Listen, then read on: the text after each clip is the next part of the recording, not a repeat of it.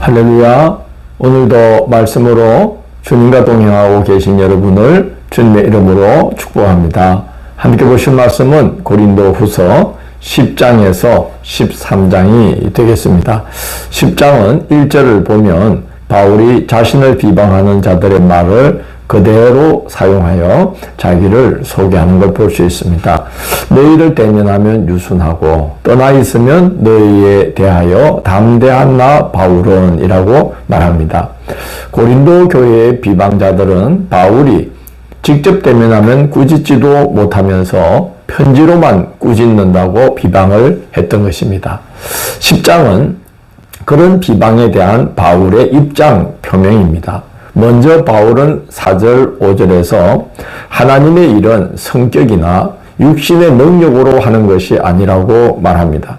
우리의 싸우는 무기는 육신에 속한 것이 아니요 오직 어떤 견고한 진도 무너뜨리는 하나님의 능력이라 모든 이론을 무너뜨리며 하나님을 아는 것을 대적하여 높아진 것을 다 무너뜨리고 모든 생각을 사로잡아 그리스도에게 복종하게 하니라고 말하고 있습니다.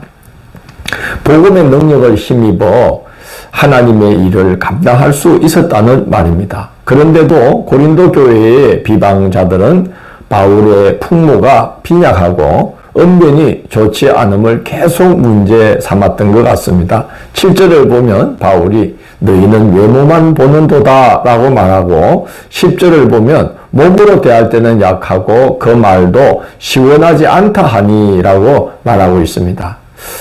비방자들의 그 비방이 끊이질 않았던 거죠. 그러나 바울은 교회를 세우기 위해서 자신이 겸손히 행하고 성도들을 조심히 대한 것이지 자신이 말에 권위가 약하거나 그런 것이 절대로 아니다라는 걸 말하고 있습니다.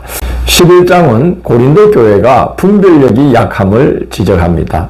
먼저 자신들을 진정으로 위하는 바울에 대해서는 비난을 일삼고 거짓으로 귀를 즐겁게 하는 자들은 용납하고 있다는 것입니다.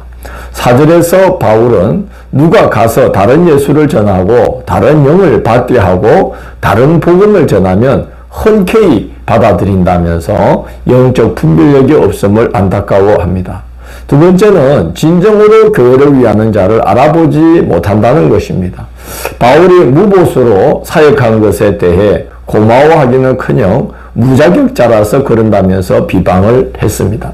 바울은 무보수로 섬긴 것이 죄가 되느냐면서 8절에서 내가 너희를 섬기기 위하여 다른 여러 교회에서 비용을 받은 것은 탈취한 것이라고 항변합니다.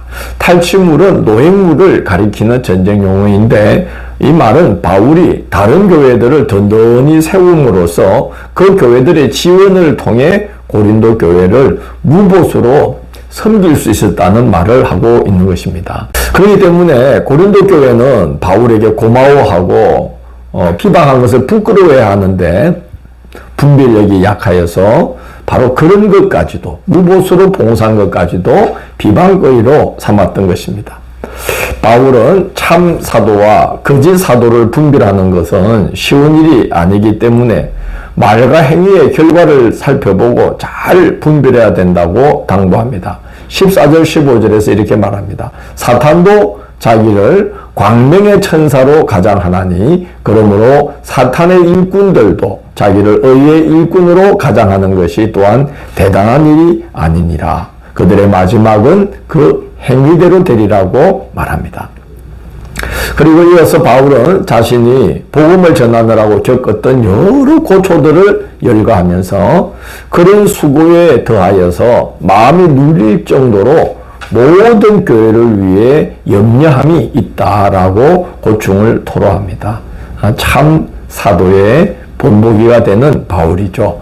12장에서 바울은 자신의 육신의 질병을 비방거리로 삼는 자들에 대해 자기를 변호하는 말을 합니다. 질병을 바울은 하나님께서 주신 가시라고 표현하고 있습니다.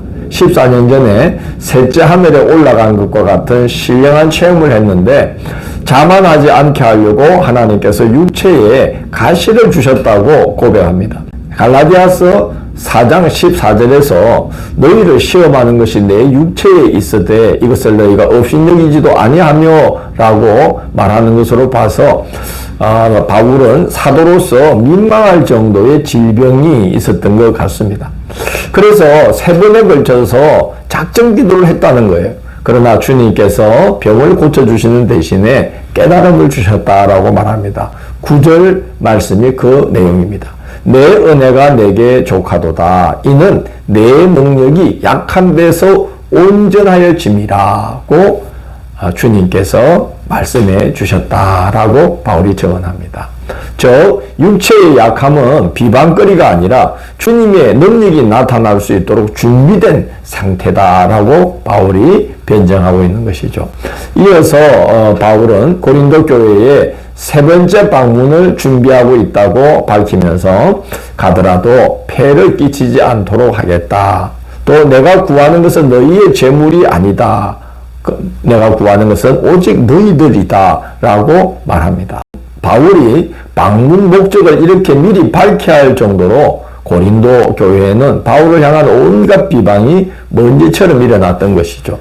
16절에서 바울은 그중 한 가지에 대해 말합니다. 하여간 어떤 이의 말이 내가 너희에게 짐을 지우지는 아니하였을지라도 교활한 자가 되어 너희를 속임수로 취하였다 하니라고 바울이 말하고 있습니다.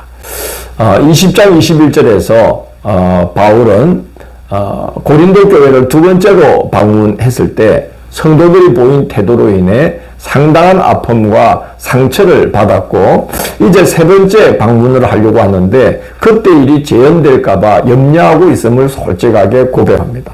그 정도로 고린도 교회는 온갖 비방으로 바울을 힘들게 했던 것이죠.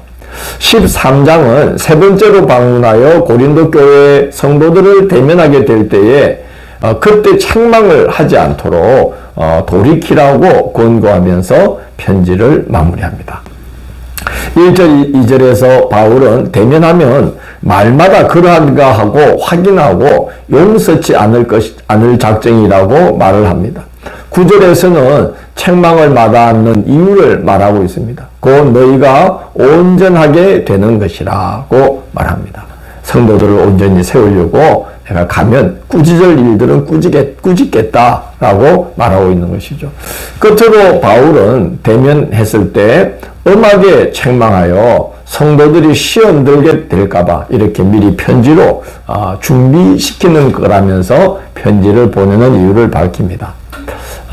까딱하면 교회가 이렇게 혼란에 빠지고 시험 들 수밖에 없구나 하는 것을 볼 수 있는 게 고린도 전후서의 내용이 되겠습니다. 그럼에도 참 사도인 바울의 끝없는 인내와 사랑의 기도가 시험에 빠진 교회를 다시 온전케 세워낼 수 있는 거구나 하는 것을 생각해 되는 것도 고린도 전후서의 내용이 되겠습니다. 모든 것을 견디고 모든 것을 참고 모든 것을 바라며 끊임없이 기도하는 사랑이 교회를 세우고 교회를 회복시킨다는 생각이 듭니다. 내일 12월 8일 수요일은 갈라디아서 1장에서 6장을 성령의 열매라는 제목으로 살펴보도록 하겠습니다. 오늘도 함께 해주셔서 감사합니다. 주님, 저희들에게도 바울과 같은 마음을 주셔서 주님의 몸된 교회를 사랑하게 하시고 그 몸된 교회를 건강하게 온전하게 세워내기 위해서 끊임없이 인내하며 사랑으로 기도하며 이 땅에 주님의 몸된 교회를 건강하게 세워가는 저희들이 될 수 있도록 인도하여 주옵소서. 예수님 이름으로 기도드립니다. 아멘.